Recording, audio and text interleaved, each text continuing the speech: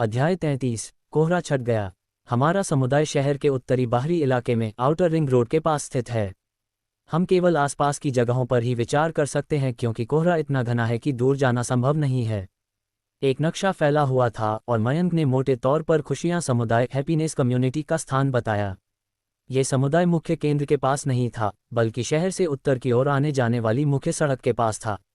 देवाशीष ने विचार किया और फिर कहा, मुख्य चिंताएं पानी आपूर्ति और सुरक्षा हैं। ये तीनों चीजें महत्वपूर्ण हैं।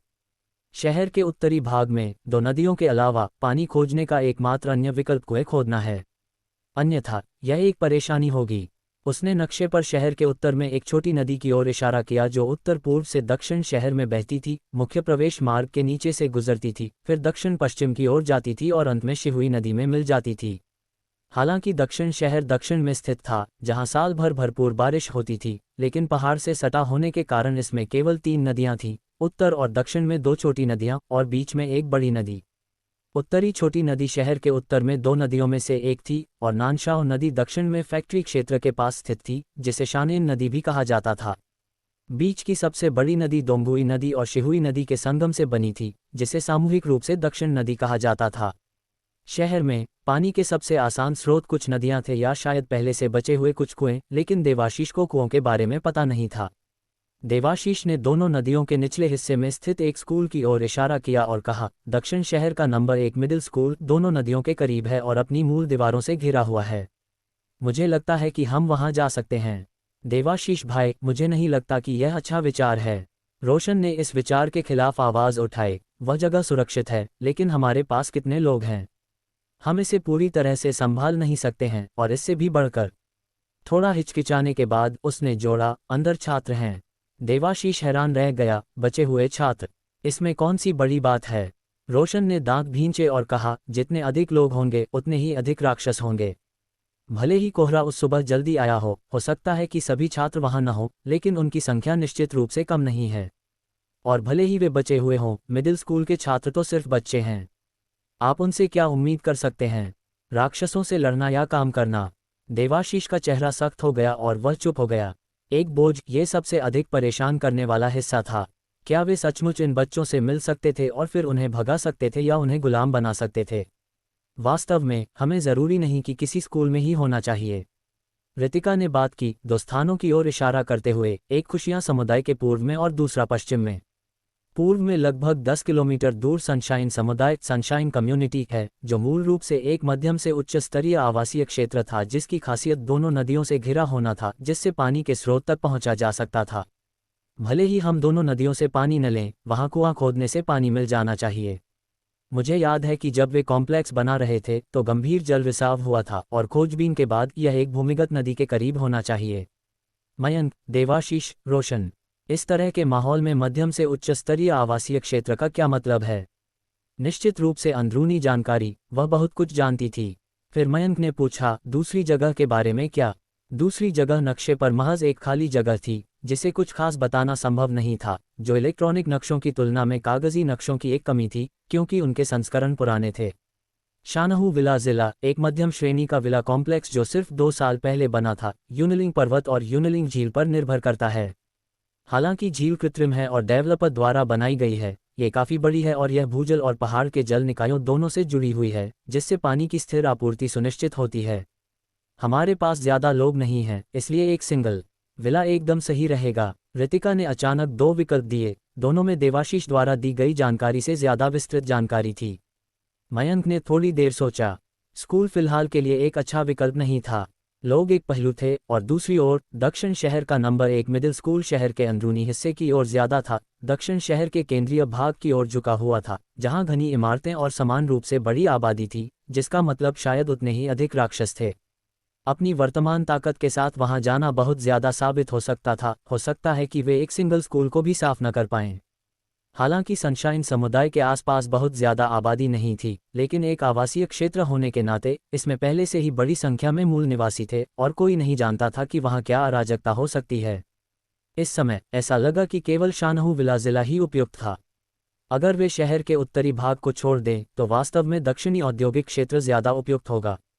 उस जगह पर विशाल भूमि और अनगिनत कारखाने थे जिनमें सबसे कम लोग थे। हालांकि कोहरा इतना घना होने के कारण शहर के एक छोर से दूसरे छोर तक यात्रा करना असंभव था। हम शानहू विला की ओर चलेंगे, मयंक ने फैसला किया और नक्शे पर जगह को गोल किया। फिर कहा, लेकिन हम सीधे नहीं जा सकते। हमें वाहन, आपूर्ति और लोग चाहिए। लोग। वे तीनों भ्रमित दिखे और मयंक की ओर मुड़े पूछने के लिए, क्या आप दूसरों को अपने साथ ले जाना चाहते हैं? अगर लोग जाने को तैयार हैं और काम करने के लिए तैयार हैं तो हम उन्हें ले लेंगे। मयंक ने सिर हिलाया। उसके अपने विचार थे और उसने कहा, लैम्प ट्री दीपक वृक्ष को ऊर्जा चाहिए और हम चारों द्वारा नींव को नुकसान पहुंचाए बिना इसे प्रदान करना बहुत कम है। इसके अलावा करने के लिए बहुत काम है और हम चारों अकेले ये सब संभाल नहीं सकते। अगर बात सिर्फ आपूर्ति खोजने की होती तो वे चारों मुश्किल से इसे संभाल पाते। हालांकि जैसे जैसे समय बीतता जाएगा चीजें केवल और कठिन होती जाएंगी। कुछ को पीछे रुकने, लॉजिस्टिक्स संभालने की ज़रूरत होगी और दूसरों को बाहर जाकर खोजबीन करनी होगी। 4 लोग बस ये सब चीज़ें नहीं कर सकते। ये तो जिक्र करना ही नहीं है कि इस सर्वनाशकारी दुनिया में ताकत महत्वपूर्ण है। अगर हर कोई अन्य चीज़ों में व्यस्त है तो उन्हें एंजल एनवॉय देवदूत दूत को प्रशिक्षित करने और अपनी ताकत बढ़ाने का समय कब मिलेगा? क्या मयंक के पास ज़्यादा फ्यूशन विलय करने का समय है? आपको पता होना चाहिए, उसने अभी तक अपना अगला फ्यूशन शुरू भी नहीं किया है। मयंक सही कह रहा है। हम चारों अकेले ये सब नहीं कर सकते। देवाशीष ने इसके बारे में सोचा और जोड़ा, हमारे पास जो आपूर्ति अभी है वह एक एसयूवी में नहीं समाएगी। हमें गाड़ी चलाने के लिए अंदर और बाहर दोनों जगह लोगों की ज़रूरत होगी।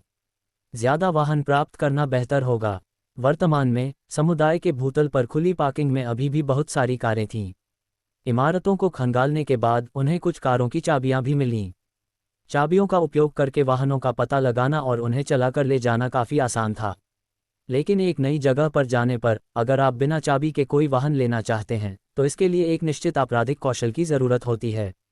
पुराना देवाशीष वह नहीं संभाल सकता था और उसका मानना था कि न तो मयंक और न ही रोशन ऐसा कर पाएंगे। कुछ सोचने के बाद मयंक ने कहा, कार भी एक समस्या है। पुराने देवाशीष, इन अगले कुछ दिनों में चुपचाप ये बात फैला दो। जिसके पास भी कार की चाबियां हैं और वह ये बता सकता है कि कारें कहाँ पार्क की गई हैं, वह हमारे साथ आपूर्ति के बदले उनका आदान प्रदान कर सकता है। कोई बात नहीं, वह मुझ पर छोड़ दो, पुराने देवाशीष ने जवाब दिया। दल द्वारा अपनी योजनाओं को संक्षिप्त रूप से अंतिम रूप देने के बाद रोशन लैम्प ट्री में किसी भी बदलाव को देखने का प्रभारी बना रहा, जबकि रितिका उसके साथ बारी बारी से काम करती रही। देवाशीष भाई ने सुरक्षा दल को सिगरेट सौंपकर शुरुआत करते हुए एक सामाजिक आतंक के रूप में अपनी प्रकृति का लाभ उठाया। सुरक्षा दल को बहुत सारी जानकारी पता थी। उनसे शुरुआत करते हुए उन्हें जल्द ही आवश्यक कारें मिल सकती थीं, जिससे कारों को इकट्ठा करने की प्रक्रिया आसान हो गई। 1 या 2 दिन बीत गए और रोशन और देवाशीष दोनों अच्छी खबर लाए। बहुत सारे प्रशिक्षण के बाद उनके एंजल एनवॉय दोनों ने अपना एडवांसमेंट उन्नति पूरा कर लिया था। प्रथम स्तर इंटरमीडिएट बन गए थे। जैसे ही उन्होंने उन्नति की, ताकत प्रतिक्रिया ने उनकी शारीरिक स्थिति में बहुत सुधार किया, लगभग एक औसत व्यक्ति की बनावट को 2 गुना कर दिया। मोटे रोशन और तोंद वाले देवाशीष दोनों ने चर्बी की एक परत खोदी थी। उनकी मांसपेशियां मजबूत हो गईं और उनकी समग्र भावना में काफ़ी सुधार हुआ।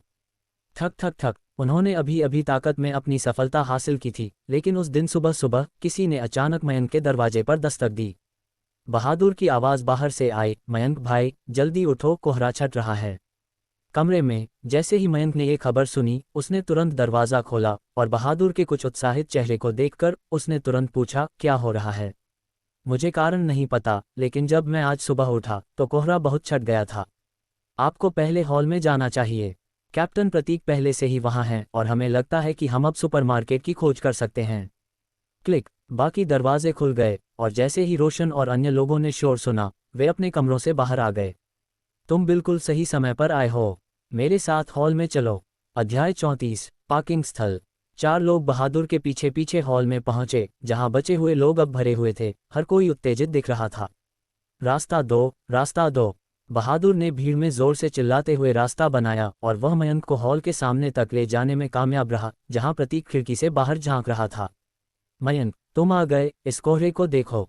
खिड़की से देखते हुए मयंक ने देखा कि घना सफ़ेद कोहरा काफ़ी हल्का हो गया था।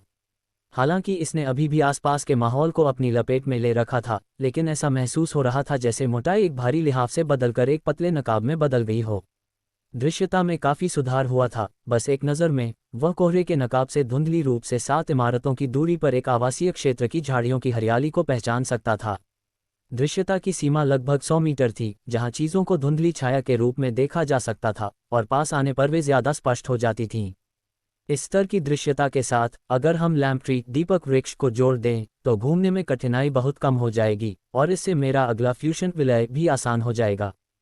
फ्यूशन के लिए सामग्री की आवश्यकता थी और केवल कोहरे के छटने पर ही वह ज़्यादा सामग्री आसानी से इकट्ठा कर सकता था।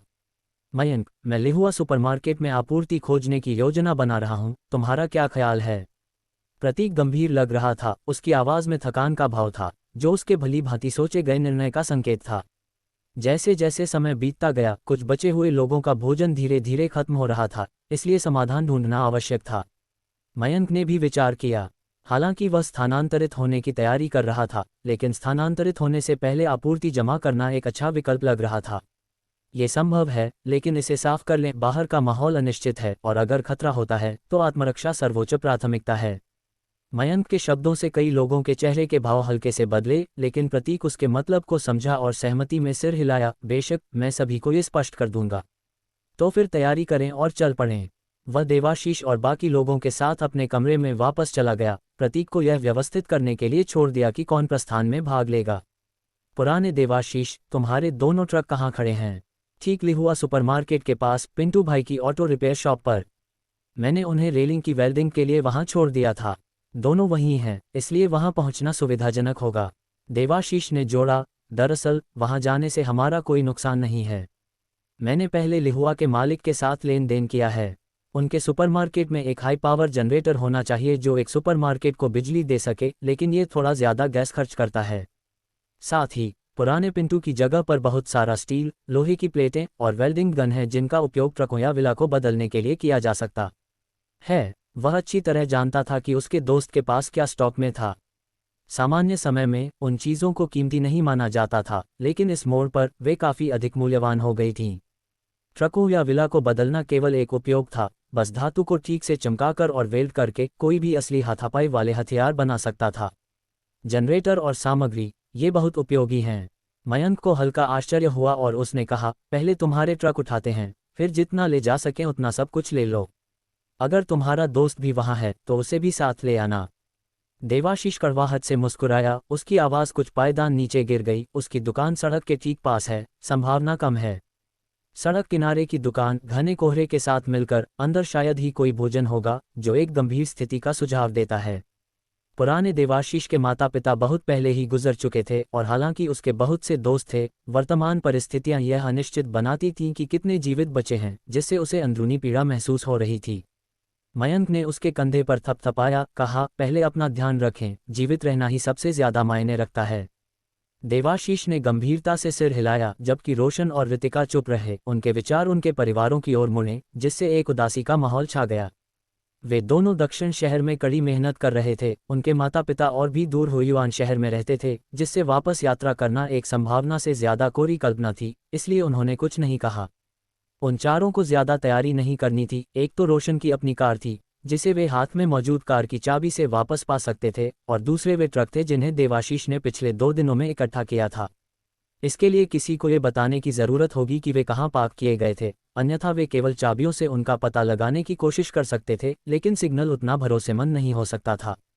प्रस्थान 1 घंटे बाद हॉल में बाहर खोजबीन के लिए जाने के इच्छुक लोगों ने पंजीकरण करा लिया था।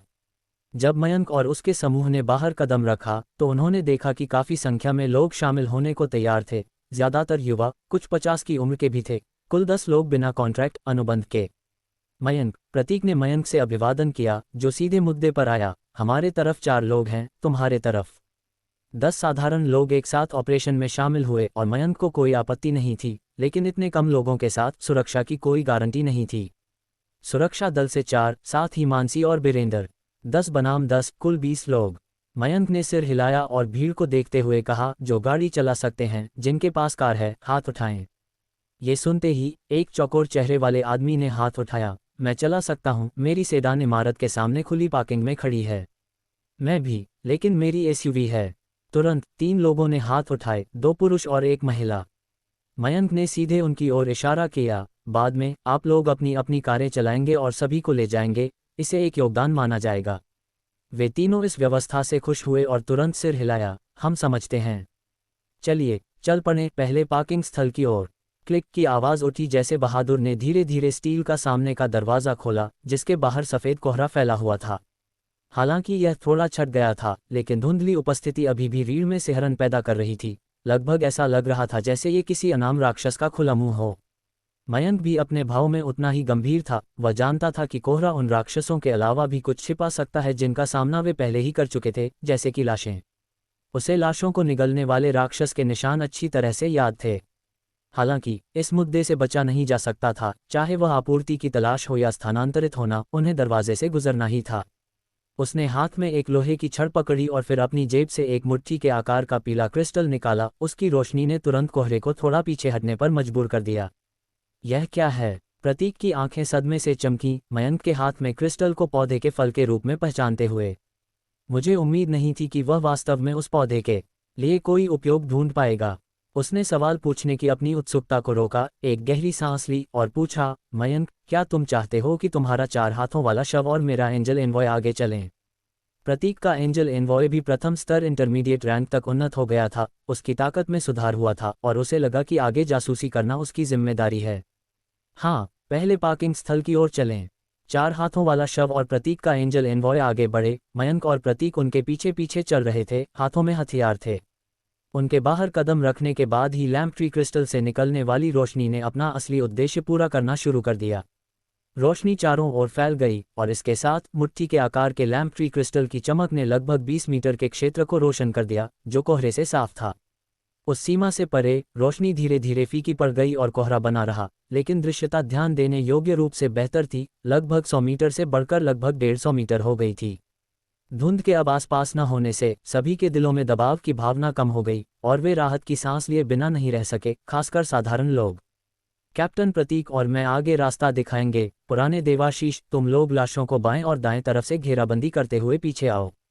पीछे मत रहना और यह सुनिश्चित करना कि कोई पीछे न छूटे, मयंक ने निर्देश दिया। समझ गए। 10 एंजल एनवॉय आगे, पीछे, बाएं और दाएं स्थान पर आ गए। समूह के चारों ओर एक सुरक्षा घेरा बना लिया, बिल्कुल सुरक्षा गार्डों की तरह। समूह शांत कोहरे से गुजरा, पार्किंग स्थल की दिशा में खोज कर रहा था। उनके कदम स्पष्ट रूप से गूंज रहे थे और एक सरसराहट वाली लय उत्पन्न कर रहे थे, अनजाने में घबराहट की भावना पैदा कर रहे थे। पार्किंग स्थल इमारत नंबर 7 से ज्यादा दूर नहीं था। डिजाइन कारणों से पूरे खुशियां समुदाय में भूमिगत पार्किंग की कमी थी। सभी पार्किंग स्थल बाहर थे। वे इमारतों के इस समूह या उस समूह के बगल में समुदाय के चारों ओर वितरित थे। इमारत नंबर 7 पार्किंग स्थल के अपेक्षाकृत करीब थी और कोहरे में 200 मीटर से ज्यादा चलने और कुछ बड़े घुमाव लेने के बाद उन्होंने धुंध के माध्यम से वाहनों की छायाएं उभरती हुई देखना शुरू कर दिया। मेरी कार सबसे बाहरी तरफ है, मैं जाता हूँ। गुर्राहट। चौकोर चेहरे वाला आदमी अपनी कार की ओर जाने ही वाला था कि अचानक कोहरे के भीतर से एक धीमी गुर्राहट निकली, जैसे सीधे उसके कान में दहाड़ रही हो। वह अचानक सख्त हो गया और आवाज की दिशा में देखा। सफेद कोहरे की धुंध में पार्किंग स्थल में कई विकृत आकृतियां धीरे धीरे डोल रही थीं, धीमी कराहें निकाल रही थीं। एक ही बार में उसने गुर्राहट में एक रक्त शीतलित उत्तेजना महसूस की। अध्याय 35। Auto repair shop. सावधान, ये 4 हाथों वाला शव है। भले ही यह सिर्फ एक सिलुएट आकृति थी, लेकिन मयंक ने उनकी मुद्रा से ही उनकी पहचान कर ली थी। धुंध में 4 हाथों वाला शव ने शोर सुना और पहले से ही बड़े बड़े डग भरते हुए आगे बढ़ रहा था, तेजी से कार के गैप्स और कार की छतों पर से कूद रहा था। पल भर में 7 या 8 काली छायाएं 30 मीटर से भी कम दूरी पर पहुंच चुकी थीं। 4 हाथों वाले शवों की आकृतियां स्पष्ट रूप से दिखाई देने लगी थीं। उनकी तनी हुई और मुनी हुई लाल मांसपेशियां और भयंकर पंजे हड्डी को ठंडा कर रहे थे। ऐसे राक्षसी जीवों का सामना करने से उन 10 साधारण लोगों के पैर अनियंत्रित रूप से कांपने लगे जो हाल ही में समूह में शामिल हुए थे। मयंक का अपना 4 हाथों वाला शव बड़े कदमों से आगे बढ़ा, जल्दी से उन शवों के सामने पहुंच गया। ये बिजली की तरह हमला किया। सीधे पहले शव के सिर पर एक जोरदार हुक पंच मारा जिसका सामना उसने किया। फिर वह शवों के समूह में घुस गया, पकड़ रहा था और पटक रहा था, और कुछ ही चालों में उसने 3 या 4 शवों को जमीन पर पटक दिया था। हड्डियों के टूटने की आवाजें एक में मिल गईं। 3 शव मयंक के 4 हाथों वाले शव से फिसलकर लोगों के समूह की ओर बढ़े, लेकिन प्रतीक का एंजल एनवॉय 4 हाथों वाला शव पहले ही पकड़ चुका था। प्रतीक का एंजल एनवॉय 4 हाथों वाला शव पहले से ही प्रथम स्तर इंटरमीडिएट था, बड़ा और मजबूत। उसके बड़े हाथ की एक पकड़ एक शव को जमीन पर पलटने के लिए काफी थी, लगातार उसके सिर पर प्रहार कर रहा था। बाईं ओर एक काली छाया दौड़कर बाहर निकली, सीधे एक शव पर झपट पड़ी। उसके नुकीले दांत तुरंत शव के दिमाग में घुस गए, चारों ओर खून उछल गया। ये रॉट स्किन रैट, सड़ी चमड़ी वाला चूहा था जिसने हमला किया था। देवाशीष ने अपने एंजल एनवॉय 4 हाथों वाले शव को साथ में नियंत्रित किया। उसके हाथ में एक हड्डी काटने वाला चाकू था जो फस की आवाज के साथ सीधे एक शव में घुस गया। लेकिन कुछ ही मिनटों में लड़ाई पहले ही समाप्त हो चुकी थी। जांच करें जो मरे नहीं हैं। प्रणब, समारा, पूजा, तुम तीनों पहले कॉन्ट्रैक्ट करो, बाकी बारी बारी से, जल्दी करो। मयंक ने शांति से आदेश दिए, फिर रोशन से कहा, तुम और पुराने देवाशीष जाओ, कारें लाओ। ठीक है, मेरी कार दूसरी पंक्ति में है। सभी तुरंत काम करने के लिए बढ़ गए। प्रतीक और उसकी टीम निगरानी रखने का काम कर रही थी, जबकि मयंक द्वारा बुलाए गए नाम वाले लोग हथौड़े मारना शुरू करने की तैयारी कर रहे थे। इन शवों के जीवन को समाप्त करने के लिए हड्डी काटने वाले चाकू की तुलना में हथौड़ा बहुत आसान था। जांच करने पर मयंक के 4 हाथों वाले शव की कार्रवाई के बाद केवल 3 शव जीवित बचे थे और जिससे प्रतीक ने निपटा था वह भी जीवित था। कुल 4 शव, बुलाए गए 3 और बचा हुआ एक, उनके सामने आए, एक गहरी सांस ली, शुरू करने के लिए तैयार हो गए। मयंक अपने 4 हाथों वाले शव के बगल में खड़ा था, उनके कार्यों से अचिंतित, बल्कि पूरे पार्किंग स्थल का निरीक्षण कर रहा था। 20 से 30 कारें, ऐसा लगता है कि कुछ इस सुबह चलाई गई हैं। इमारत 7 के बगल में खुली पार्किंग। हालांकि खुशियां समुदाय में एकमात्र पार्किंग स्थल नहीं थी, फिर भी लगभग 50 कारों को समायोजित करती थी। यह आमतौर पर खचाखच भरा होता था। कुछ निवासियों की कारें समुदाय के बाहर भी पार्क की जाती थीं। अब केवल आधा ही बचा था, संभवतः काम के घंटों के साथ मेल खाता था। मयंक ने जल्दी से गणना की, एक पारिवारिक कार लगभग 3000 पाउंड की होती है। अन्य हिस्सों को बाहर करने के बाद भी केवल धातु का वजन कम से कम 1000 पाउंड होना चाहिए। राशि पर्याप्त होनी चाहिए। आज रात मुझे मेटल फ्यूशन धातु विलय करना चाहिए ताकि हमारी ताकत मजबूत हो सके। अभी उन्हें सुपरमार्केट की खोज करने की जरूरत थी। यहाँ देव भक्षण करने का समय नहीं था, लेकिन आज रात वह अप्रयुक्त कारों को पूरी तरह से देव कर सकता था। एक LV3 या यहाँ तक कि LV4 मेटल फ्यूशन पूरा कर सकता था। जल्द ही, लगभग 10 दिनों तक वास्तविकता का सामना करने के बाद साधारण लोगों ने भी राक्षसों को मारने का संकल्प कर लिया था। प्रणब और अन्य 3 ने अपने वध पूरे किए और सफलतापूर्वक राक्षसों को अनुबंधित किया। तब तक देवाशीष और रोशन भी अपनी कारों में आ चुके थे। सभी हेडलाइट्स चालू कर दी थीं, जो हालांकि लैम्प ट्री क्रिस्टल की तरह कोहरे को फैला नहीं सकीं। तुम तीनों भी अपनी कारें निकालो, फिर हम तुरंत निकल जाएंगे। मयंक के आदेशों को सुनकर प्रणब और अन्य ने देरी करने की हिम्मत नहीं की और जल्दी से पार्किंग स्थल में अपनी कारें ढूंढ ली, फिर तेजी से उन्हें चलाकर बाहर निकाल दिया। ऑटो रिपेयर शॉप की ओर। लिहुआ सुपरमार्केट खुशियां समुदाय के निकास से सीधे मोड़ पर सड़क पर स्थित था, बस 1 किलोमीटर दूर।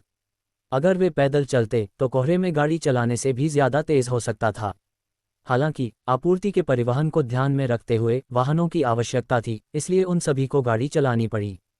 20 लोगों को 5 वाहनों में विभाजित किया गया था। मयंक पहले वाहन की सह चालक सीट पर बैठा था, कोहरे को फैलाने में मदद करने के लिए एक लैम्प ट्री क्रिस्टल पकड़े हुए था। कार की गति तेज नहीं थी, धीरे धीरे सड़क पर चल रही थी। देवाशीष बहुत सावधानी से गाड़ी चला रहा था और आसपास का कोहरा जीवित लग रहा था। उनकी गति से मेल खाता हुआ लगातार समूह के चारों ओर मंडरा रहा था। शांति ने कोहरे को विशेष रूप से भयानक बना दिया। दोनों ओर की स्ट्रीट लाइटें, इमारतें और खंडहर कारें धुंध में विभिन्न आकृतियों की लंबी या छोटी छायाओं की तरह दिखाई देती और गायब हो जाती थीं। चुपचाप 5 वाहनों के काफिले को घूर रही थीं, जो बेहद डरावना लग रहा था। एक धीमी गुर्राहट कोहरे के गहरे हिस्सों से गूंजती थी, जो फीकी होती जा रही थी, फिर भी इसने सभी की रीढ़ में ठंडक भेज दी। हालांकि यह काफिले पर निर्देशित नहीं थी, हर कोई जानता था कि कोहरे के भीतर अन्य राक्षस जरूर होंगे। राक्षसों पर नजर रखें। सड़क पर राक्षस आवासीय क्षेत्रों की तरह घने नहीं थे, लेकिन जैसे ही वाहन आगे बढ़े, राक्षस कभी कभी कोहरे से दौड़कर बाहर निकलते थे, अपने भयंकर मुंह दिखाते थे, वाहनों में शिकार को मारना चाहते थे। 4 हाथों वाला शव को ब्लड स्पिरिट की किताब में नहीं रखा गया था, बल्कि यह तेजी से काफिले के बगल में चल रहा था। जब भी कोई शव उनकी ओर दौड़ता था तो वह आगे बढ़ता था। उसके धातु के पंजे निर्णायक और भयंकर रूप से उसे फाड़ देते थे, कोई दया नहीं दिखाते थे। प्रतीक, रितिका और उनके एंजल एनवॉय सभी प्रथम स्तर इंटरमीडिएट थे। इस प्रकार वे भी 4 हाथों वाले शव के साथ काफिले की सुरक्षा कर रहे थे, उसकी गति से मेल खाते हुए। लगभग 10 मिनट के बाद धीरे चलने वाला काफिला सड़क पर एक मोड़ पर मुड़ा और लिहुआ सुपरमार्केट के पास सड़क के करीब पहुंचा। पहले ऑटो रिपेयर शॉप चलते हैं, देवाशीष ने रास्ता दिखाया। सीधे लिहुआ सुपरमार्केट की ओर नहीं, बल्कि पिंटू भाई की ऑटो रिपेयर शॉप की ओर, जहां शांत सड़क पर काले पड़ चुके खून के कई धब्बे थे, जिससे सड़न की तेज गंध आ रही थी। वाहन रुके और देवाशीष तुरंत बाहर निकल आया। उसका एंजल एनवॉय उसके पीछे पीछे था, जबकि मयंक भी सह चालक सीट से बाहर निकल आया। 4 हाथों वाला शव ठीक पीछे था। यह महसूस करते हुए कि काफिला रुक गया था, प्रतीक जल्दी से दूसरे वाहन से बाहर निकला और आसपास देखकर भौहें सिकोड़ ली और आगे बढ़कर पूछा, मयंक, पुराने देवाशीष क्या कर रहे हैं? मैं अपना ट्रक लेने और कुछ आपूर्ति स्थानांतरित करने आया हूँ। ये सुनकर प्रतीक ने राहत की सांस ली। तुम्हारे पास ट्रक है? फिर हम और भी ज्यादा आपूर्ति स्थानांतरित कर सकते हैं। कैप्टन प्रतीक, आप रुककर वाहनों की रखवाली करें और मैं कुछ लोगों को साथ लेकर जाऊंगा। ठीक है, सावधान रहना। वाहन पहले ही सड़क के किनारे रुक चुके थे। थोड़ा आगे ऑटो रिपेयर शॉप थी।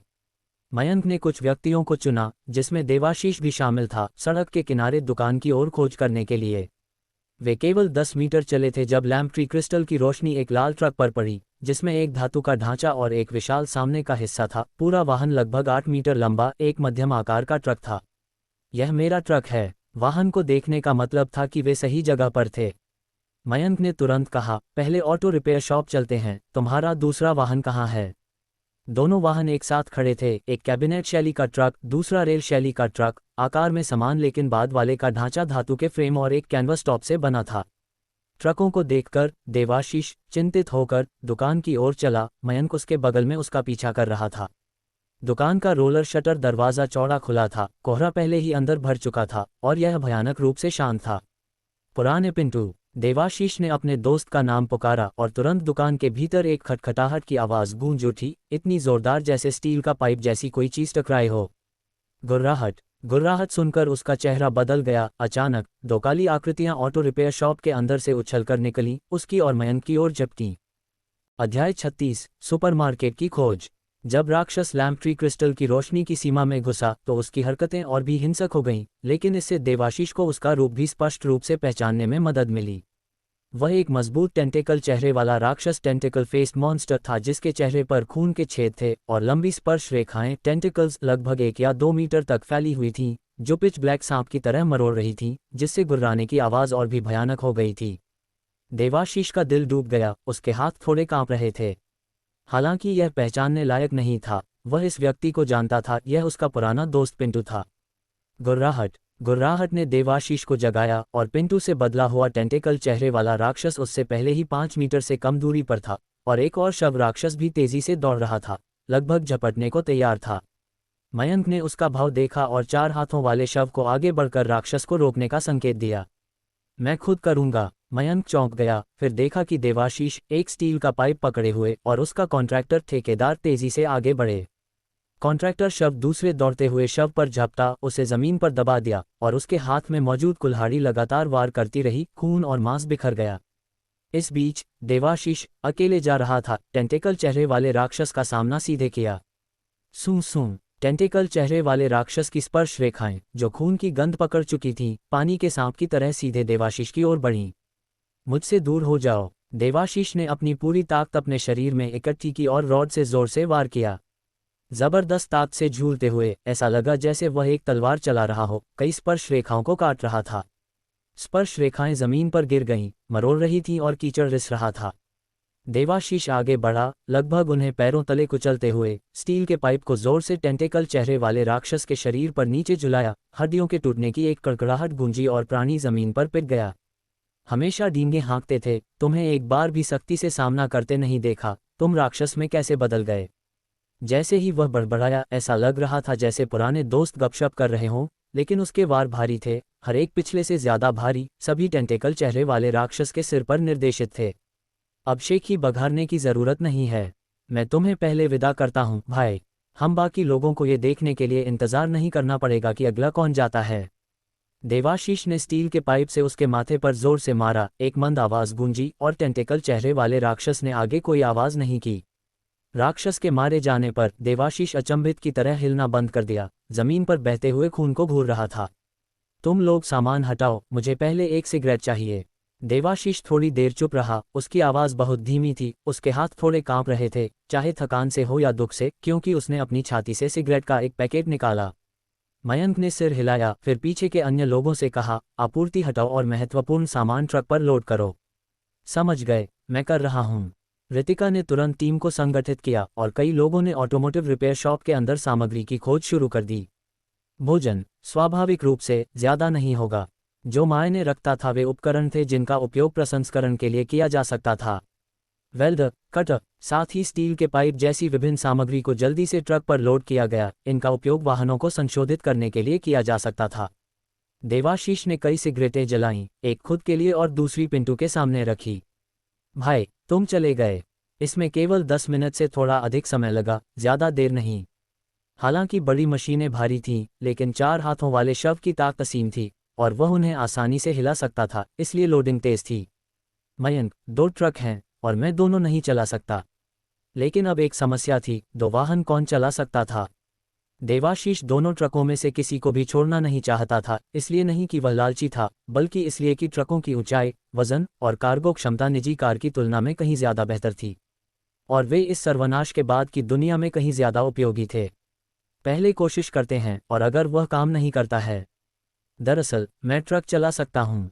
तभी अप्रत्याशित रूप से मोटे बीरेंद्र ने बात की। वह थोड़ा शर्मीला था, एक ईमानदार भाव के साथ मुस्कुरा रहा था। मैं पहले कार रिपेयर में काम करता था, ये लगभग मेरा पुराना पेशा है। मयंक को उम्मीद नहीं थी कि बीरेंद्र के पास ये कौशल होगा, इसलिए उसने कहा, तुम दूसरा वाला चलाओ। देवाशीष ने ट्रक की चाबियां बीरेंद्र को फेंक दी और फिर समूह 2 में विभाजित हो गया। सभी ट्रकों पर कूद गए, प्रतीक और अन्य लोगों से मिलने के लिए वापस मुड़ गए। मयंक की वापसी को देखकर प्रतीक ने आखिरकार राहत की सांस ली, सभी को वापस वाहनों में व्यवस्थित किया और फिर वे लिहुआ सुपरमार्केट की ओर चल दिए। लिहुआ सुपरमार्केट ज़्यादा दूर नहीं था, बस लगभग 300 मीटर दूर। जैसे ही काफिला पास आया, कोहरे के माध्यम से लिहुआ सुपरमार्केट के दुकान के सामने को बमुश्किल पहचान पाते हुए अचानक एक चीख गूंज उठी और मयंक का भाव तुरंत गंभीर हो गया। यह एक मानव चीख है, सुपरमार्केट से आ रही है। देवाशीष का भाव गंभीर था और उसने ब्रेक पर जोर मारा। सुपरमार्केट की लड़ाई, ट्रक से बाहर निकलो और स्थिति की जांच करो। वे दोनों तुरंत कार से बाहर निकल आए और उनके पीछे पूरा काफिला तुरंत उतर गया। उनके हाथों में हथियार कसकर पकड़े हुए थे। सुपरमार्केट की जांच करते हैं, हो सकता है कि कुछ गड़बड़ हो रहा हो। प्रतीक ने सिर हिलाया, फिर जल्दी से अपनी टीम को आदेश दिया। गठन लगभग वैसा ही था जब वे निकले थे, लेकिन अब ज़्यादा कॉन्ट्रैक्टर थे। जैसे ही वे सुपरमार्केट के पास पहुंचे, लैम्प ट्री क्रिस्टल की रोशनी ने कोहरे को फैला दिया, जिससे उन्हें सुपरमार्केट का मुखौटा स्पष्ट रूप से देखने की अनुमति मिली। टूटे हुए शीशे के दरवाजे और ढही हुई शेल्फें उस अशांति को दिखाती थी जो यहाँ हुई थी। सौभाग्य से अभी भी आपूर्ति बची थी। सावधान रहो सब लोग। इस चेतावनी के बाद मयंक समूह को अंदर ले गया। उसकी आवाज़ उनके द्वारा कदम रखे गए माल की सरसराहट के साथ घुल मिल गई। सुपरमार्केट में कोई रोशनी नहीं थी, केवल अंधेरा, और क्षेत्र को रोशन करने का एकमात्र स्रोत मयंक के हाथ में लैम्प ट्री क्रिस्टल था। हर जगह अव्यवस्थित शेल्फें थीं, सामान फर्श पर बिखरा हुआ था। भागो, तेजी से भागो। अचानक एक गूंजती आवाज़ उठी और इस बार मयंक ने इसे स्पष्ट रूप से सुना। दूसरी मंजिल पर उसने 4 हाथों वाले शव को बड़े बड़े डिगों के साथ आगे बढ़ने का आदेश दिया और अन्य पीछे हटने की हिम्मत न करते हुए जल्दी से उसके पीछे सीढ़ी की ओर भागे। जितना वे सीढ़ी के करीब पहुंचे, उतनी ही तेजी से भागने की आवाज़ें, चीखें और घबराहट की आवाज़ें स्पष्ट होती गईं। जैसे ही मयंक दूसरी मंजिल पर पहुंचा, उसने एक बेहद अराजक दृश्य देखा। मंद पीली चमक के नीचे बड़ी मात्रा में माल फर्श पर पलट गया था, अव्यवस्था में बिखरा हुआ था।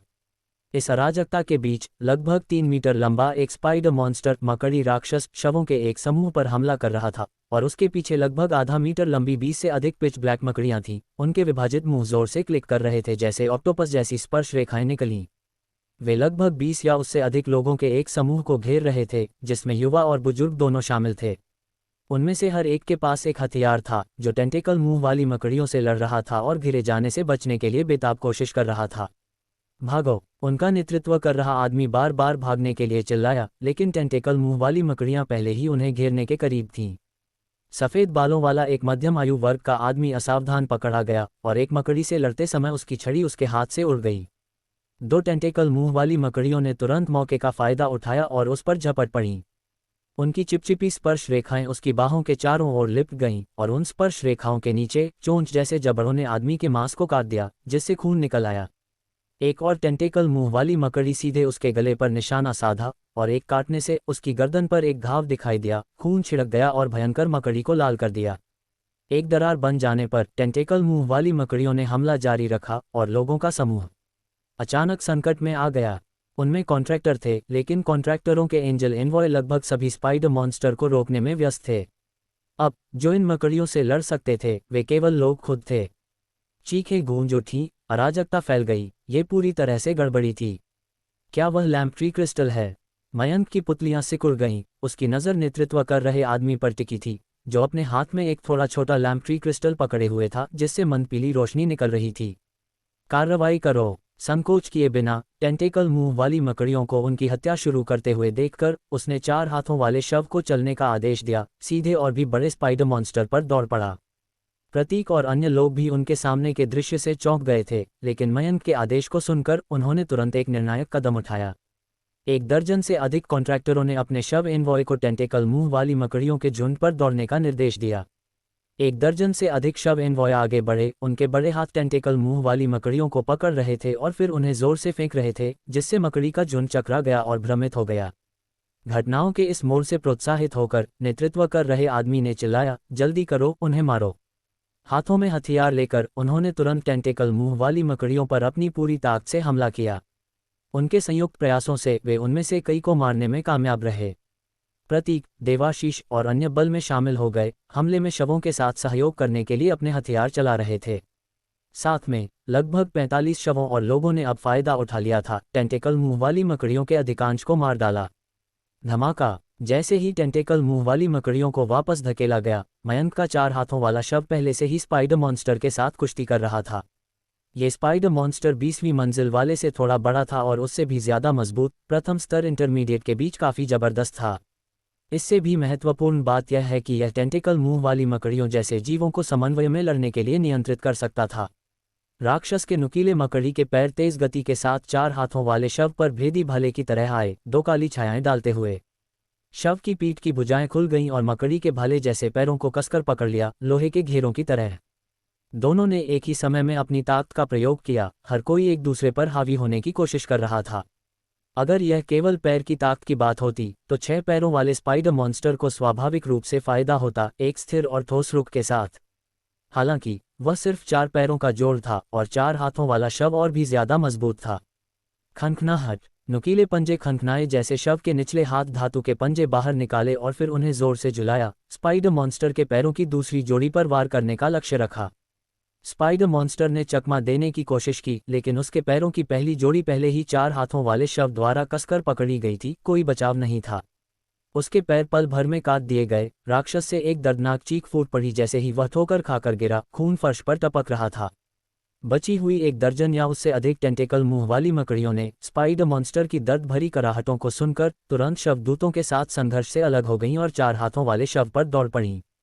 अध्याय 37। बिल्डिंग 4 के लोग। 10 से अधिक टेंटेकल मुंह वाली मकड़ियां टेंटेकल माउथ स्पाइडर्स भयंकर रूप से दौड़ीं, जिससे नेतृत्व कर रहे आदमी का रंग बदल गया और उसने तत्काल चिल्लाया, जल्दी मदद करो। अगर वह राक्षस जीत गया तो हम सब खत्म हो जाएंगे। टेंटेकल मुंह वाली मकड़ियों को 4 हाथों वाले शव पर हमला करते हुए देखकर नेता चिंतित हो गया।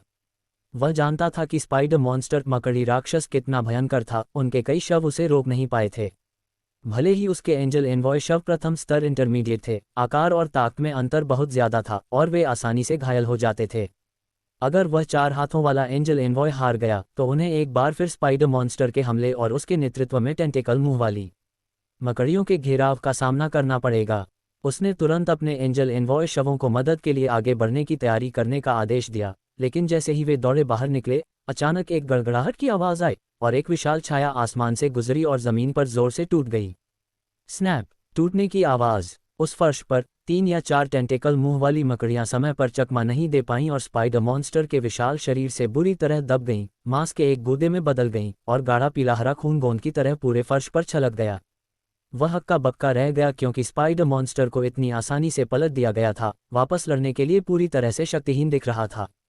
स्पाइडर मॉन्स्टर को पलटने के बाद 4 हाथों वाला शव बड़े बड़े डिगों में आगे बढ़ा, उसके नुकीले धातु के पंजे बाएं और दाएं वार कर रहे थे। आसपास की सभी टेंटेकल मुंह वाली मकड़ियां तुरंत 2 हिस्सों में कट गईं और गंदा मछली जैसा खून पूरे फर्श पर फैल गया।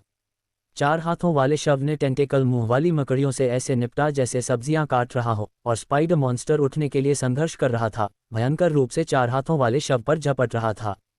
4 हाथों वाला शव उसे सफल नहीं होने देगा। उसकी पीठ के पीछे की बाईं बांह एक मुट्ठी में कस गई हथौड़े की तरह और एक हुक पंच के साथ स्पाइडर मॉन्स्टर को लड़खड़ा दिया। इसने दूरी कम कर दी, स्पाइडर मॉन्स्टर के साथ आमने सामने आया और एक बड़े हाथ से उसका गला पकड़ लिया। अपनी जबरदस्त ताकत से स्पाइडर मॉन्स्टर को लगभग जमीन से ऊपर उठा लिया। हालांकि स्पाइडर मॉन्स्टर 4 हाथों वाले शव से बहुत ज्यादा लंबा था, लेकिन अब उसे उठा लिया गया था। उसके मकड़ी के पैर और शरीर बाकी 3 बाहों द्वारा नियंत्रित थे, फिलहाल बिल्कुल चल नहीं पा रहा था। तब तक केवल कुछ टेंटेकल मुंह वाली मकड़ियां ही बची थीं। 4 हाथों वाले शव द्वारा एक भयंकर वध के बाद कई मर चुकी थीं या घायल थीं। देवाशीष और अन्य भी उन्हें काट रहे थे, उन्हें पहले ही घेर लिया गया था, उनके हमला करने के मौके को पूरी तरह से खत्म कर दिया गया था। मयंक विचार कर रहा था कि स्पाइडर मॉन्स्टर को मार दिया जाए या इसे किसी को कॉन्ट्रैक्ट के रूप में दे दिया जाए। इसे मारना सरल था, लेकिन लोगों से निपटना सावधानीपूर्वक विचार की मांग करता था। स्पाइडर मॉन्स्टर कमज़ोर नहीं था, इसे किसी को पेशकश करना कोई छोटी मेहरबानी नहीं थी। अगर किसी को नहीं दिया गया तो यह फ्यूशन विलय सामग्री के रूप में अच्छी तरह से काम कर सकता था। रुको, फ्यूशन सामग्री? अगर मर गया तो इसे फ्यूशन सामग्री के रूप में इस्तेमाल किया जा सकता था, लेकिन एक जीवित राक्षस का क्या? मयंक के दिमाग में अचानक एक विचार कौंधा, उस चीज पर सवाल उठाते हुए जिसे उसने नज़रअंदाज कर दिया होगा।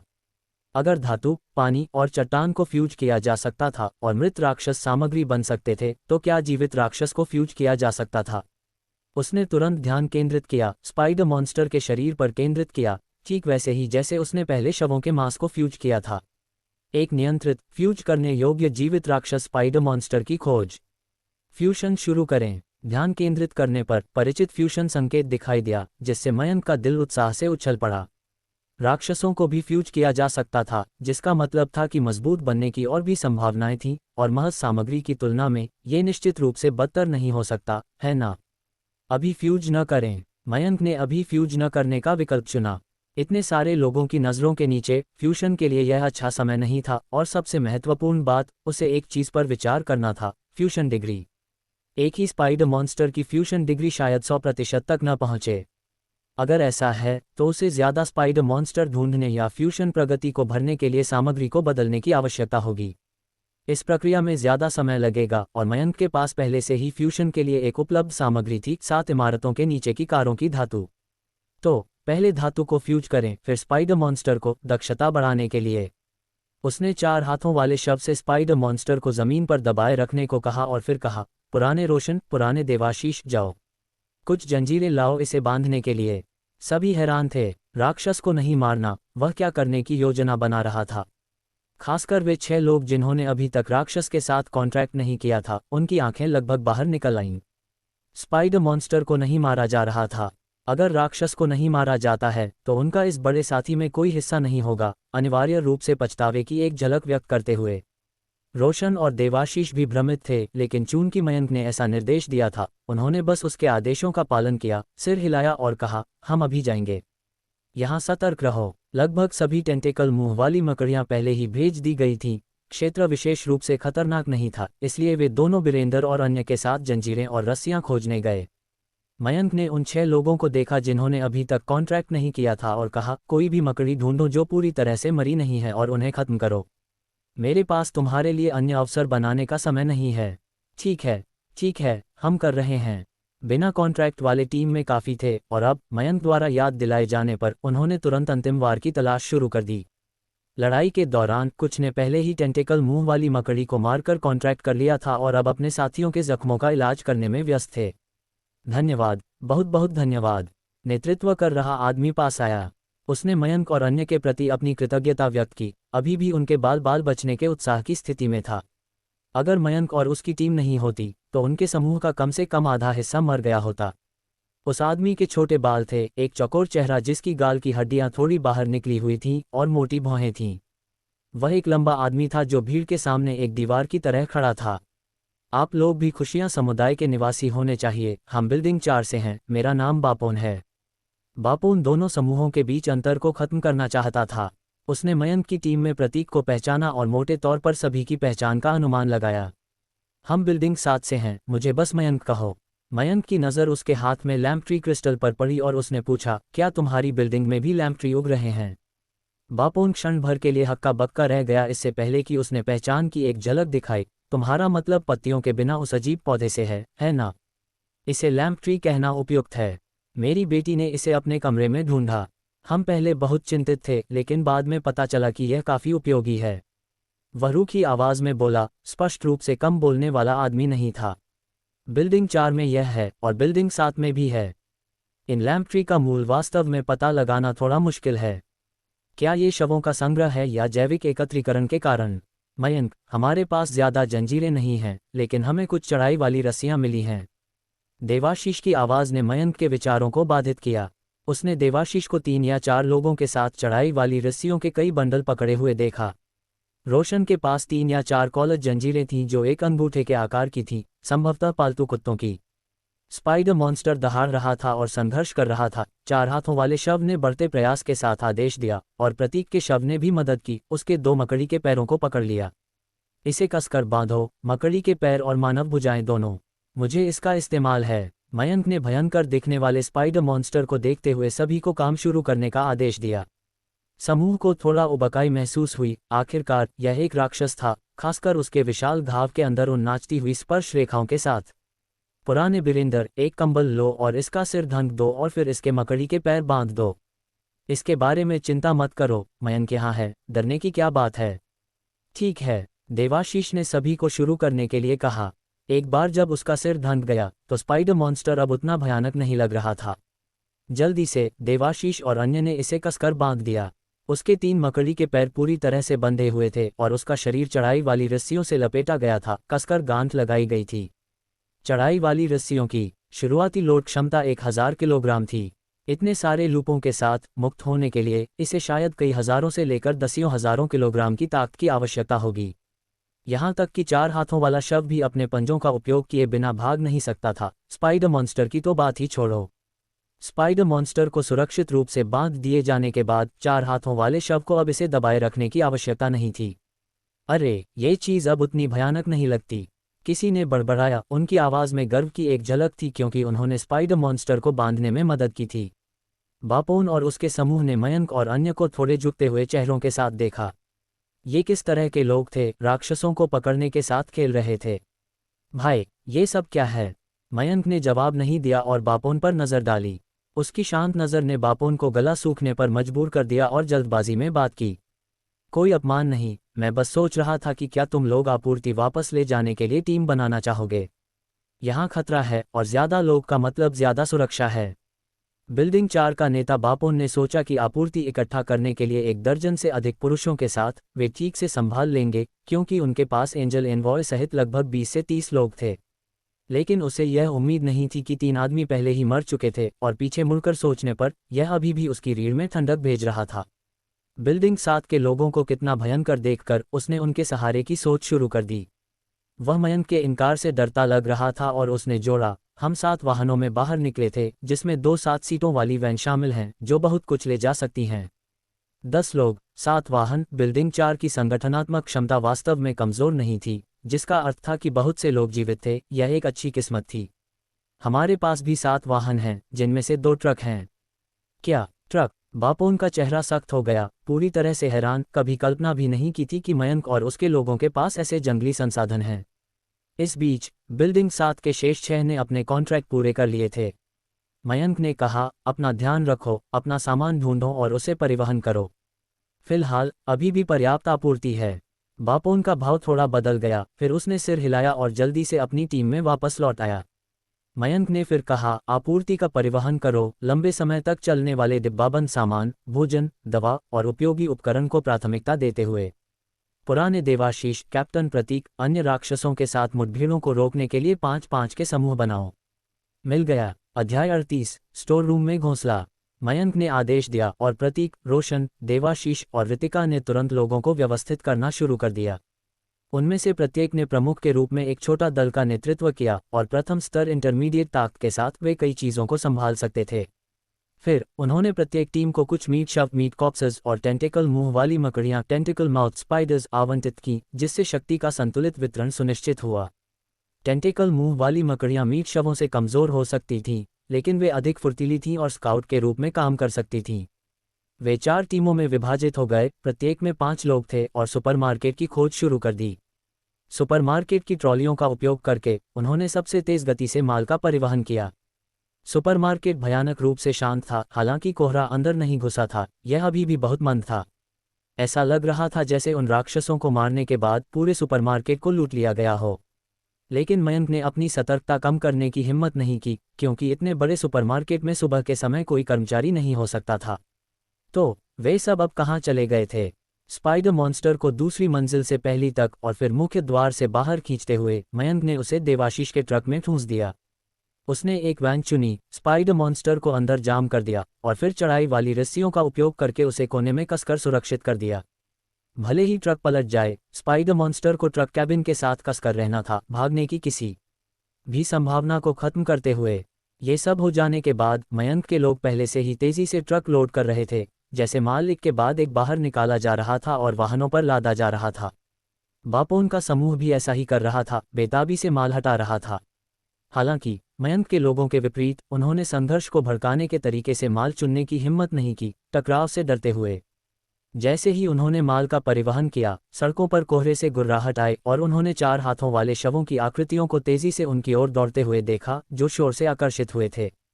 हालांकि बस कुछ 4 हाथों वाले शव कोई वास्तविक खतरा पैदा नहीं करते थे। इससे पहले कि मयंक कार्यवाही कर पाता, रोशन और देवाशीष पहले ही पहल कर चुके थे, उन्हें सीधे मारने के लिए अपनी बेहतर ताकत का उपयोग कर रहे थे। मयंक, हमारा शोर छोटा नहीं है। हमें यहाँ किसी को चौकस रखने की जरूरत है, अन्यथा ज्यादा राक्षस आएंगे। 4 हाथों वाले शव को मारने के बाद रोशन ने कहा, मयंक के पास आते हुए। फिलहाल ट्रक में केवल माल का एक छोटा हिस्सा लोड किया गया था। इसे पूरी तरह से लोड करने के लिए उन्हें कम से कम 1 घंटा चाहिए था। ये समय ज्यादा 4 हाथों वाले शवों के लिए यहाँ की गतिविधि पर ध्यान देने और वाहन लोड करने वालों के लिए खतरा पैदा करने के लिए पर्याप्त था। तुम्हारा समूह यहाँ रक्षा करने और ट्रक लोड करने के लिए रुकता है और बाकी सब चीज़ों को हटाना जारी रखते हैं। मयंक का आदेश सुनकर रोशन ने जवाब दिया, ठीक है, लेकिन हम स्पाइडर मॉन्स्टर वाली तरफ ज़्यादा लोड नहीं कर पाएंगे, ये सुविधाजनक नहीं है। वैन पर स्पाइडर मॉन्स्टर का कब्जा होने से भले ही वह बंधा हुआ था, स्थिति अभी भी असुविधाजनक थी और वह संभावित दुर्घटनाओं के बारे में चिंतित था। हम वहाँ थोड़ा कम लोड कर सकते हैं, मुख्य रूप से उपकरणों पर ध्यान केंद्रित करते हुए। उपकरणों की बात करते हुए मयंक ने पूछा, पुराने देवाशीष, जिस जनरेटर का तुमने उल्लेख किया था, वह कहाँ है? मयंक के बुलाने पर देवाशीष पास आया और अनुमान लगाया, वह चीज़ छोटी नहीं है, कुछ 100 पाउंड की। यह शायद स्टोर रूम में है और इसे हटाने में तुम्हारे एंजल एनवॉय को समय लगेगा। स्टोर रूम कहाँ है? देवाशीष ने सिर हिलाया, मुझे लगता है कि यह पहली मंजिल पर है, हमें इसे ढूंढना होगा। हालांकि वह लिहुआ सुपरमार्केट के मालिक को जानता था, वह कर्मचारी नहीं था। ये सुनकर मयंक ने कहा, मेरे साथ आओ, इसे ढूंढते हैं। हमें जल्दी लोड करने की ज़रूरत है, ये जगह सुरक्षित नहीं है। भले ही फिलहाल कोई शोर नहीं था, कोहरा कभी वास्तव में फैला नहीं था। कौन जानता था कि अचानक क्या उभर सकता है? जल्दी करना हमेशा सही था। मयंक ने देवाशीष को पहली मंजिल पर खोज शुरू करने के लिए ले गया। कई शेल्फें ज़मीन पर ढह गई थीं और जगह अव्यवस्थित थी। दोनों स्टोर रूम की जगह की तलाश कर रहे थे, जबकि सड़न की गंध हल्की हल्की आ रही थी। इस तरह के सामुदायिक सुपरमार्केट में पहली मंजिल का अधिकांश हिस्सा आमतौर पर ताज़ा भोजन, फल और सब्जियों से भरा होता था। चूंकि कई दिन बीत चुके थे, उत्पाद पहले ही सड़ और खराब हो चुके थे, जिससे एक तेज बदबू आ रही थी। देवाशीष ने अपना नाक और मुंह ढक रखा था, थोड़ी देर के लिए एक शेल्फ के साथ छेड़छाड़ की और मास्क का एक बैग बाहर निकाला, जिससे अन्य वस्तुएं हिल गईं और एक खनखनाहट की आवाज़ आई। एक पहनो, ये गंध बहुत घिनौनी है। देवाशीष ने मयंक को एक मास्क दिया। उन दोनों ने मास्क पहने और उनकी आवाज़ें थोड़ी दबी हो गईं। देवाशीष ने कहा, यह आगे होना चाहिए, कर्मचारी क्षेत्र के पास। मयंक ने सिर हिलाया और दोनों गड़बड़ काउंटरों के चारों ओर नेविगेट करना जारी रखा। एक एंजल एनवॉय आगे और एक पीछे चल रहा था, उन दोनों की रक्षा कर रहा था। सुपरमार्केट काफ़ी बड़ा था। जितना वे पहली मंजिल के अंदर गए, उतना ही यह शांत होता गया, एक डरावनी शांति का उत्सर्जन करता रहा। लैम्प ट्री क्रिस्टल से मंद पीली रोशनी और पैरों की आवाज़ एक दूसरे के विपरीत थी, जिससे एक विशेष रूप से भयानक माहौल बन रहा था। पुराने देवाशीष, सुपरमार्केट के कर्मचारी अपनी शिफ्ट किस समय शुरू करते हैं? शिफ्ट घूमती रहती है, वे सुबह 7 बजे शुरू करते हैं, लेकिन रात की शिफ्ट पर निश्चित रूप से कोई होगा। देवाशीष के शब्द अचानक रुक गए, उसका चेहरा सूक्ष्म रूप से बदल गया और वह गंभीर हो गया। हमने सुपरमार्केट में कोई जीवित लोग या शव नहीं देखे हैं। चाहे वे बचे हुए लोगों में बदल गए हों या शवों में, अगर सुपरमार्केट में लोग थे तो उनके निशान होने चाहिए, लेकिन अब स्पाइडर मॉन्स्टर्स और उन टेंटेकल मुंह वाली मकड़ियों के अलावा उन्होंने कुछ और नहीं देखा था। शशश शशश। अचानक इस क्षण एक बारीक खरोंचने की आवाज उठी, जैसे कोई बहुपैर वाला प्राणी रेंग रहा हो। उन दोनों के भाव तंग हो गए और वे तुरंत गंभीर हो गए। वे मकड़ियां। देवाशीष ने अपनी आवाज धीमी की, शोर के स्रोत का संकेत देते हुए। मयंक ने उसका भाव देखा और सिर हिलाया, आगे बढ़ने का इशारा किया और फुसफुसाया, चलो देखते हैं। दोनों हल्के कदमों से चले, अपनी लोहे की छड़ें मजबूती से पकड़े हुए, फिर एक दीवार के चारों ओर घूमकर सुपरमार्केट के एक क्षेत्र के अंदर पहुंचे, जहां उनके सामने एक बड़ा रोलिंग दरवाजा दिखाई दिया, जिसके ऊपर गोदाम शब्द अंकित था। शोर अंदर से आ रहा था, हल्का नहीं, क्योंकि वहां बहुत सारी टेंटेकल मुंह वाली मकड़ियां थीं। 4 हाथों वाला शव। मयंक ने तेजी से सोचा और 4 हाथों वाला शव आगे बढ़ा, थोड़े खुले रोलिंग दरवाजे को पकड़ लिया और उसे ऊपर खींच लिया। एक जोरदार खड़खड़ाहट की आवाज पैदा की जिसने लगभग पूरे क्षेत्र को चौंका दिया। शोरगुल वाली गूंज कुछ हद तक तीखी थी। अराजक गोदाम तुरंत उन दोनों के सामने उजागर हो गया। माल फर्श पर बिखरा हुआ था और बड़े कागज पैकेज्ड उत्पाद पूरी तरह से फटे हुए थे। कोने में आधे मीटर ऊंची मशरूम जैसी वृद्धि दीवारों से चिपकी हुई थी, जिनमें से कुछ फूट गई थी। उनके गाढ़े ऊतक फर्श पर बिखरे हुए थे और अन्य अभी भी धीरे धीरे सूज रहे थे, जैसे सांस ले रहे हों वैसे लहरा रहे थे। Click clack click clack. 7 या 8 छायाएं तेजी से चलीं। टेंटेकल मुंह वाली मकड़ियों ने दरवाजे को चौड़ा खुला पाया और अविश्वसनीय गति के साथ उनकी ओर दौड़ीं। वे तेजी से चले। दरवाजे पर 4 हाथों वाले शव ने उनमें से केवल 3 को रोका, जबकि अन्य 4 देवाशीष और मयंक की ओर दौड़ पड़े। वे दोनों शांत थे। एंजल एनवॉय देवाशीष ने एक को निपटाया, फिर लोहे की छड़ों को चलाते हुए वे आगे दौड़े, जोर से झूलते हुए, और एक मंद धमक के साथ उन्होंने टेंटेकल मुंह वाली मकड़ियों के शरीरों को चूर कर दिया। पीला हरा गाढ़ा खून बाहर छलक गया और तेज हरकतों के साथ मयंक ने बिना किसी विरोध के एक को मार डाला, तुरंत लोहे की छड़ के घुमावदार सिरे का उपयोग करके कुचल दिया, एक दबाव के साथ, और दूसरी टेंटेकल मुंह वाली मकड़ी को भेद दिया। गुर्राहट। गोदाम के अंदर से गत्ते के बक्सों के ढेर के बीच अचानक एक धीमी गुर्राहट उठी और बक्से गिर पड़े। मयंक का भाव कठोर हो गया क्योंकि उसने तुरंत आदेश दिया, 4 हाथों वाला शव जाकर देखो। 4 हाथों वाले शव ने बची हुई टेंटेकल मुंह वाली मकड़ियों को कुचल दिया और गत्ते के बक्सों के ढेर से निकल रही आवाज की ओर कूच किया। अचानक एक जोरदार सरसराहट की आवाज आई और एक राक्षस का चेहरा सामने आया। एक मकड़ी के शरीर के ऊपर मांस के गूदे जैसा मांस का एक खंड था, जो मानव धड़ पर लिहुआ सुपरमार्केट की कर्मचारी वर्दी पहने हुए था। इसने एक धीमी गुर्राहट निकाली, एक खतरनाक आभा उत्सर्जित करते हुए, लेकिन करीब से देखने पर इस राक्षस के मकड़ी के पैर सड़े हुए मांस की तरह ढीले थे, चलने में असमर्थ थे, जैसे एक झींगा या केकड़ा जिसने अभी अभी अपनी खोल बदली हो। इस दृश्य को देखकर देवाशीष की पुतलियां तेजी से सिकुड़ गईं और उसने तेज सांस ली। क्या इस तरह स्पाइडर मॉन्स्टर्स अस्तित्व में आते हैं? विकरालता के नीचे ऊतक के जुड़ाव के स्पष्ट निशान देखे जा सकते थे। जहां मकड़ी का शरीर शिथिल मानव रूप से मिलता था, उसकी पीठ पर मानव धड़ ने अभी तक नियंत्रण नहीं लिया था। नीचे की टेंटेकल मुंह वाली मकड़ी अभी भी प्रभारी थी, लेकिन अजीब उपस्थिति ने मयंक के लिए यह पहचानना मुश्किल कर दिया कि यह एक विकास था या एक परजीवी फ्यूशन।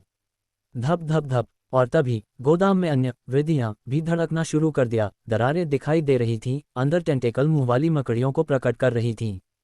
पुराने देवाशीष, कार्रवाई करो। हम इन चीजों को अपने साथ नहीं ले जा सकते। मयंक ने एक तेज फैसला लिया। 1 या 2 को नियंत्रित किया जा सकता था, लेकिन एक साथ इतने सारे अंडे देना, उन सभी को पकड़ना असंभव था।